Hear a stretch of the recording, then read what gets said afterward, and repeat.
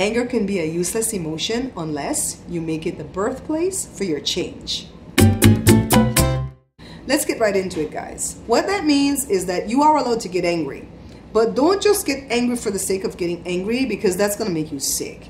When you get angry, use that emotion to cause you to make a positive change in your life. Case in point today, I woke up to all the horrible news on the TV about what Trump was doing.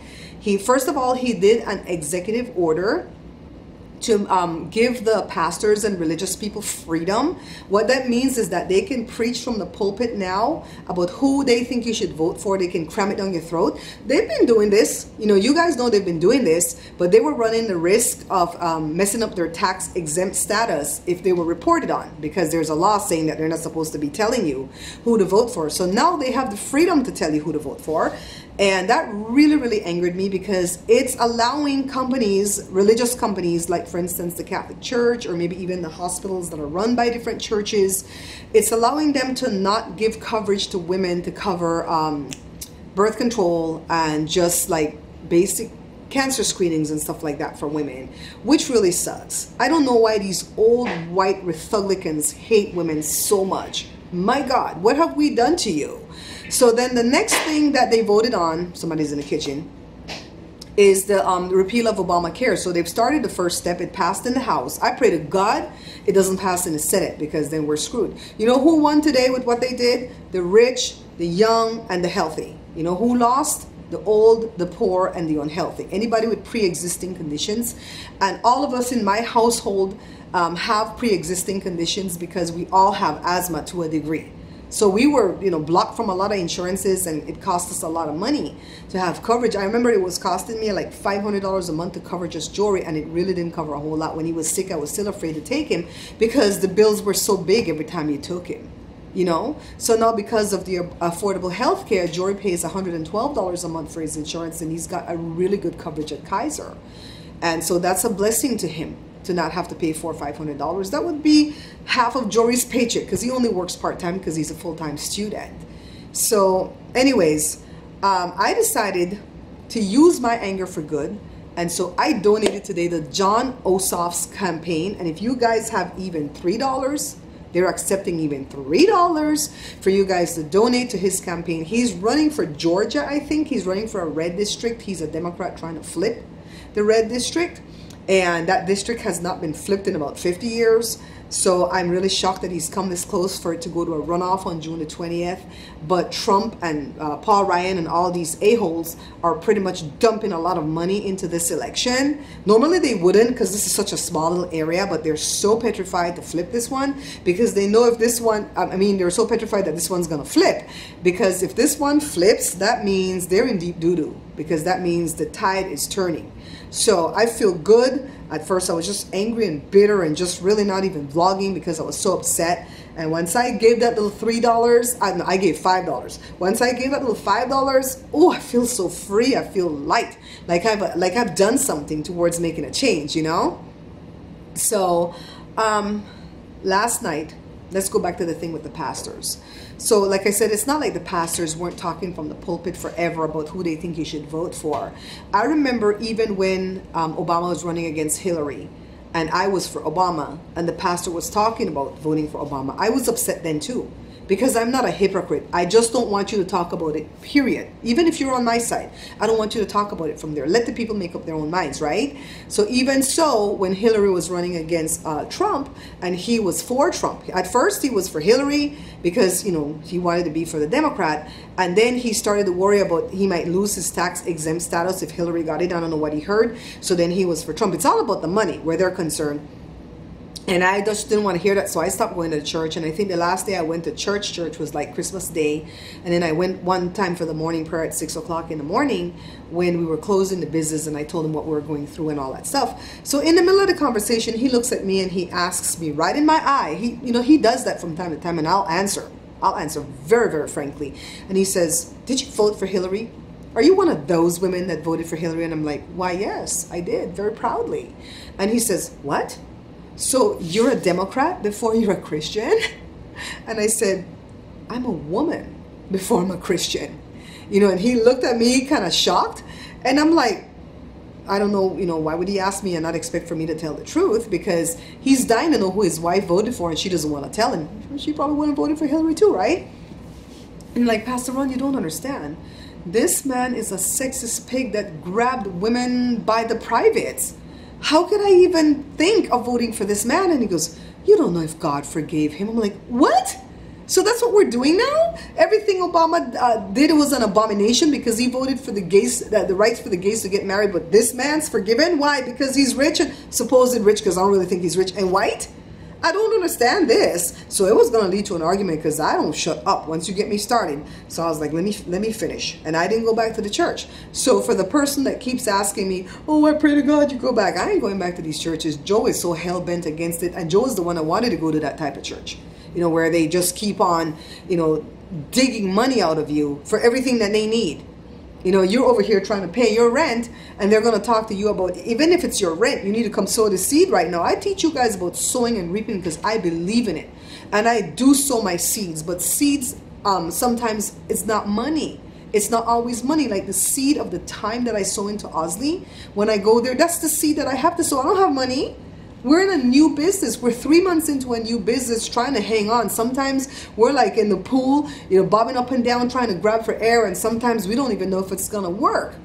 But coming back to the church, I mean, they just get up there in the pulpit and they tell you all these stories to make you separate you from your money and tell you that the money has to come into the church. It can't go to your auntie that needs to pay her health premium. It can't go to that homeless man across the street that need a plate of food. No, it has to come to the church where we're going to spread the gospel. Well, what good is people hearing the gospel if you're not going to apply it to them? You're not going to feed them, real food. Sometimes people need food. Sometimes they need clothes. They need gas in their car.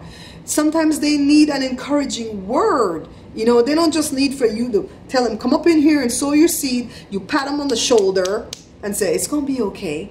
I see so many people go to that church and I know they're broke because they tell me they're broke. And they're running up there sowing their house rent and stuff. Some of the times the church get bounce checks. Because of the fact that people don't have the money and they run up there out of emotion to give. Oh, I never give out of emotion. I'm telling you the truth. I never allow emotions to move me to give. I give because I've sat down and dissected it and I decided, okay, if I give this, phone to Boo Boo Bear over there, it's going to give me joy and it might give him joy. I don't even care about the joy he gets. I care about the joy I get from giving. I am getting ready to go live at my cooking channel in about 15 minutes, guys. I've been wanting to go live for a while at the cooking channel, but every time I do it, nobody shows up. So I get mad and I get off and I go live at Facebook. Well, duh, I'm figuring out now that nobody comes because nobody knows. So I went on at 3 o'clock and I made a 30-second video saying that I was going to be live. And at least 3 people, my diehards, Lucy and Sandra, and I forget who another person was like, yes, we'll be there. So at least I'll have those people to talk with. After that, I want to make it a steady thing. I want to be consistent every Thursday from 5 to 5:30 I'm live. If I have to go with Joe to LA that day to test a car, then I can go quickly and come back and then be live at 5. As far as the gym is concerned for Thursdays, I'll either go before the 5 o'clock time that I have to be on, or I'll go after. Like today I'm going to go after because I just decided this earlier today. The reason that I want to do this is because I see a lot of my YouTubers, my favorite YouTubers, and they go live at least once a week and I love it. So I wonder if my viewers would love that too. I don't know. Let's see if it'll work. If it works, I'll stick with it. If not, we'll abandon it right away. So before we go live, I've got what? About 12 minutes to give you guys a little bit of chisme. So, remember I told you guys that I was going to be done with the elder from the church? I think I'm kind of getting tired of church people like the elders and the deacons and the people from this ministry and yada yada, because they only know how to be friends with you through the guise of the church. If they're in a position at the church, they know how to be that position. I'm the deacon, so I'll deal with you as a deacon, but they don't know how to be a friend. There's only one person there that's an elder in the church that I consider him a friend, my Nigerian brother. And he doesn't just deal with you, through being an elder in the church. It's like human to human. And so this other elder, ever since we joined the church, he's the one that when he yelled, strongholds would be coming down that Sunday, and Joe ran Jada to the altar. He touched Jada, and the eczema in Jada's skin was put in check. Okay? So let me digress and tell a little story. So when Jada got healed, she went back a month later to give the testimony. And I remember her telling the pastor, it's like the 10 lepers. You know, Jesus healed all of them, but only one came back and praised him. And Jesus told him that he was well. So to me, that means that I'm made whole. I'm not just healed, I'm made whole. And she was like 12, 13 at the time. I'm made whole because the eczema that I had was taking away my pigment in my skin, and I could have been healed to where the eczema doesn't come back, but I'm made whole because my skin color came back. So I'm well because I praised God. And I remember I was like so impressed because that means they're listening when you teach them, okay?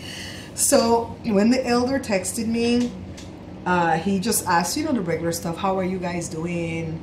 I'm like, we're doing fine. What about you? And he goes, I've been working a lot of hours. That's always the song that he sings.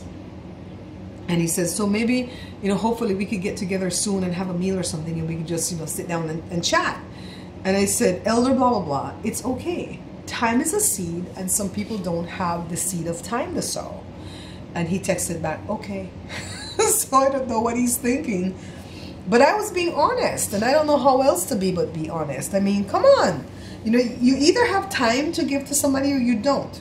You know, and if you want to develop any kind of friendship, it takes time. You know, so even if it's a relationship with your spouse or with your dog, your cat, your kids, your friends, your cousin, your whatever, it takes time. If you don't put time into it, the relationship will not grow. I mean, anything that you feed will grow. And anything that you don't feed or you starve will not grow. So that's how that works, okay? So, yeah, I think he'll probably stay away for a while because it's true. I mean, he has to look in the mirror and see. You say you are our friend. Since '08, you said you're a friend. And anybody who came to my mom's funeral, I always have like a softer heart towards him because he took the time to come to my mom's funeral. And he had to go to work that night because he works overnight. He does the graveyard. And so I accounted for that. Man, you took the time. No, you only have like 2 hours to sleep before you have to go to work. Wow, that's impressive. I'm really pleased. Thank you. So that's why I'm not like cutting friendship completely with this elder. But stop coming with the same thing over and over again about, oh, if I had time, yada, yada, yada, whatever. It's like, okay, whatever. So let me see if I can tell you another little story about the church. So when Joe and I joined that church in '08, I was raised Episcopal or Anglican. I think Joe was probably raised Catholic. And we joined this Pentecostal church, or Kojic, Church of God in Christ, because Joe liked the music. And I saw the pastor on TBN, and I liked the way he preached. And I was like, hey, let's go check it out. Liked it, join. So about 8 months later, the pastor approached me, and he's all like, hey, I think you've got a lot of word in you. I want you to go join this evangelist auxiliary, whatever it was called. Guys, to be honest, I didn't even like the name of it. Evangelists just sound like you have to go like door to door, and I don't want to go door to door for anything. So I went, and the pastor's wife was having an interview with me and 2 other beautiful ladies that were really there for the right purpose. I only went there because they sent me there. And so she questioned them a lot of legit questions and stuff. And then she came to me and she asked me about my Anglican background, my Episcopal background. And so I said, yeah, I was raised Episcopal. And then I said, and I love the Episcopal church still. And then she's all like, you guys have those creeds and stuff that you guys recite, right? I'm like, no, we're not in a cult or anything like that. You know, these creeds are just to show what we believe. I said, I'm sure all churches have their belief system that they've set up and they teach that to the members, right? And she's like, yeah. And so then she started to question me as to whether or not I wear pantyhose. I'm like, okay, where is she going with this? This seems kind of personal. And then she was saying, she only asked because if you are in the evangelical auxiliary, you may get an opportunity to be in the pulpit for a 10-minute sermonette because 6 times out of the year the women get a chance and 6 times the men get a chance because it's 12 months in the year, right? And it only happens on first Sunday when they have Holy Communion. And so you may be up because there are only like 10 members in the thing. So you may be up eventually to preach a sermonette. And she says, if you are called to preach a sermon, you can't go there like bare skinned. You can't wear pants, first of all. And if you're wearing a skirt or a dress, you have to have your legs covered. I'm like, okay, I'm not feeling this. And then she says, do you have closed toe shoes? I'm like, in boots? Yeah, for the winter. Because like I told you guys, I have like 2 or 3 pairs of shoes and they're all toes out. And one just broke. So I think I'm down to 2. And so I said for the winter, and she goes, oh, and I said, why? She goes, because you can't wear that in the pulpit either. And I said, how come? Jesus wore sandals. And I didn't mean to be facetious or rude. I was just being honest. And she's all like, oh, you're right though. And I was like, okay. And then she goes, well, we'll accept you in the ministry. And I'm like, no, it's okay. I don't think this is something that's for me. And she's all like, but the pastor sent you, so he must have seen something in you. I said, I'm sure he did, but it's not for me. I'm really not feeling this. And so I didn't join. I just did the live show at the cooking channel, and it was an awful lot of fun. About 10 people came on. Thanks to all of you that came on. A few of you from the vlog came on. It was so cool. And I'm gonna make it private or delete it after about a half hour or so. Well, after about an hour and a half, because I don't know how to do that on my phone. I have to do it on the computer. But it was a lot of fun. So in the future, I don't know if I'm gonna keep them up any at all, because I don't want them to be spliced in between my cooking videos. I don't take them down. Yeah, I'll take them down. Even if we don't gossip about people, I'll take them down, because I don't want them spliced in between my cooking shows. Because when, you know, so-called producers come to my cooking channel, I want them to find just cooking, you know? So I'll just do it for fun and take them down when I'm done. But I left this one up for a little bit because Lucy didn't get to see the beginning. And so I'll have her see it, then I'll go back home and just take it all down, just delete them. And we'll go from there. So we're heading to the gym. I am looking forward to the gym today because I'm going to start to watch this series on Netflix. It's from a show that I like that comes on Thursday nights that's called Life in Pieces. I just started watching maybe 3 episodes ago. It's in season 2 already. I told Jada about it. She found it on Netflix and she's watched 18 episodes of season 1. And she's just like laughing her butt off, telling me how funny the show is. And then you get this, guys. And so, yeah, I'm gonna start watching a few episodes tonight. So I'm just gonna go ride the bike and just relax for a little bit. And if I don't get any weight training in today, that's okay. I could get that in tomorrow when the gym is empty, huh? Yeah. We made it! Yay! What you gonna do, baby, at the gym? You have to find those machines, huh? Those free weights are gonna be gone. Yeah. I'm gonna ride the bike and watch Life in Pieces. Because I did the live event today and then went to the gym right after that, I'm kind of thrown off in my eating schedule. So I'm like hungry. I'm peckish, not hungry, but peckish.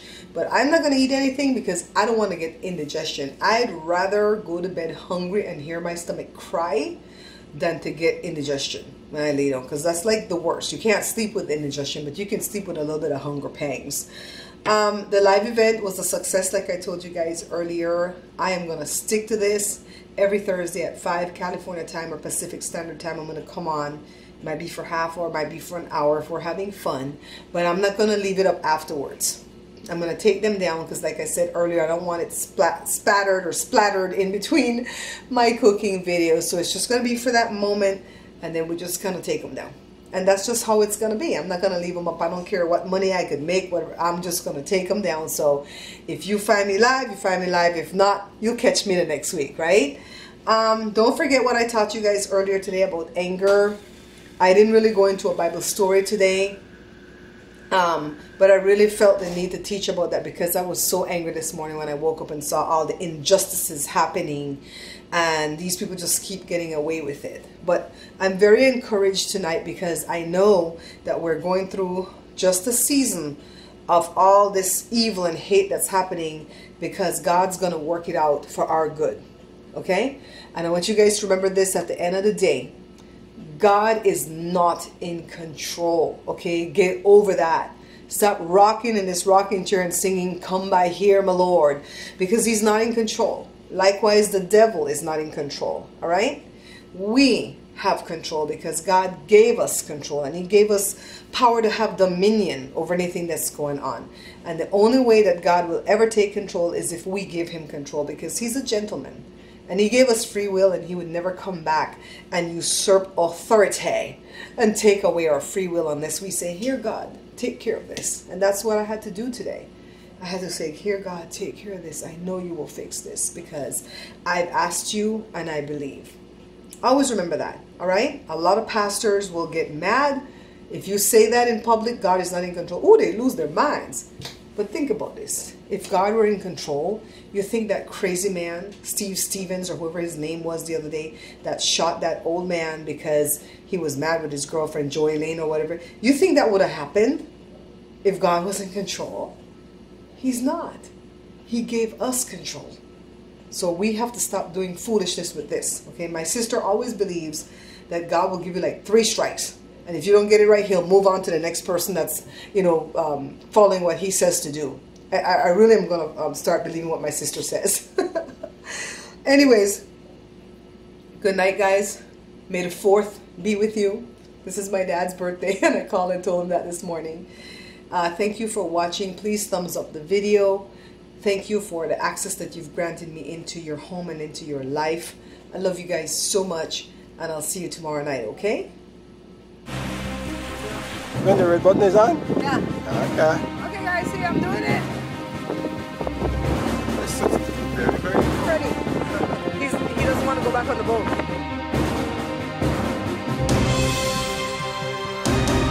Splash. So splash? Yeah.